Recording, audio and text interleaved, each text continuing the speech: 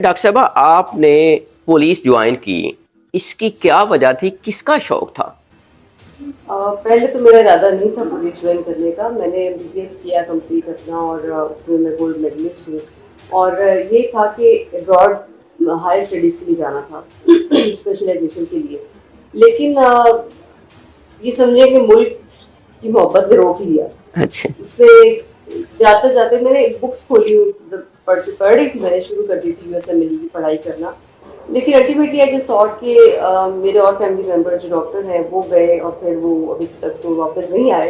तो मुझे ये लगा कि आई थिंक अगर मैं भी जाऊंगी तो फिर वहीं क्यों के रह जाऊंगी, तो डेफिनेटली। लिहाजा यहाँ पर रहने को मैंने प्रेफर किया। और फिर उसके बाद तब सीएसएस का प्लान किया और हाउस जॉब के दौरान सीएसएस का एग्ज़ाम दिया। उसमें फिर जब चॉइस की बारी आई तो अब चूँकि मेरे ताल्लुक है आर्म फोर्सेस और पुलिस में भी कुछ लोग हैं हमारे अंकल्स वगैरह, तो फिर मेरा पैशन यही था कि यूनिफॉर्म मुझे हमेशा से ट्रैक करता था। तो जब प्रोफेशन चेंज करने का टाइम आया तो फिर मैंने ये सोचा कि पुलिस ही ज्वाइन करूँगी, तो ये मेरी फर्स्ट चॉइस थी फीमेल के तौर पर। Very nice. आपको दौरान सर्विस आपने कौन सा ऐसा केस डील किया जिसने आपको झंझोड़ कर रख दिया हो? नींदें हराम कर दी हो, हिला के रख दिया हो कि यार इसकी इन्वेस्टिगेशन बहुत एज मुश्किल सोन है एज पॉसिबल या करें। बहुत खतरनाक है? बहुत सारे केसेस हैं, लेकिन अगर मैं सबसे टॉप पे बात करूँ एक केस की तो वो था तेजाब गर्दी का केस। एक खातून के चेहरे पे तेजाब फेंका था एक लड़के ने।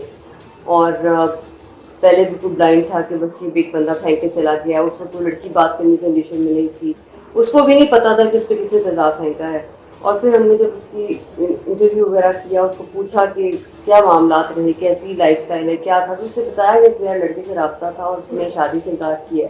तो फिर वहाँ हमारा शक गया और उसके बाद हमने भक्तर से भी आगे मुझे उसको पकड़ के लाए। एक दिन के अंदर अंदर उस लड़के तक पहुँचना और उसने इलाका गैर निकलना था वहाँ से।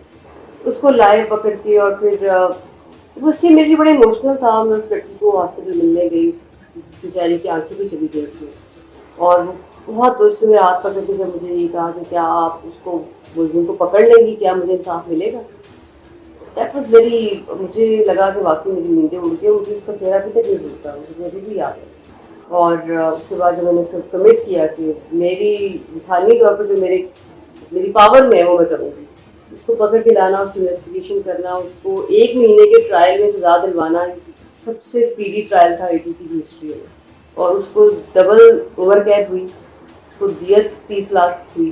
तो वो कायम रहा उसका केस पूरा मुकम्मल तौर पे। और जज ने ये तारीफ भी की, खैर मैंने तो तारीफ के लिए मुझे इंसाफ प्रोवाइड करना था, लेकिन उसका ये मकसद था तारीफ करने का जज का कि अगर इस तरह हर केस को लिया जाए पर्सनल पेन लेके तो उसका ट्रायल हो जाता है जल्दी और सजा भी और मुलजमान सजा से नहीं बच सकते। आपको गुस्सा क्यों, कब और किस बात पर आता है? गुस्सा, अगर मैं आपको ये कहूँ किसी एक चीज़ का नाम लूँ तो वो झूठ। दो चार गनवा दे। झूठ बर्दाश्त नहीं होता, बाकी बहुत सारी चीज़ें मैं बर्दाश्त कर लेती हूँ।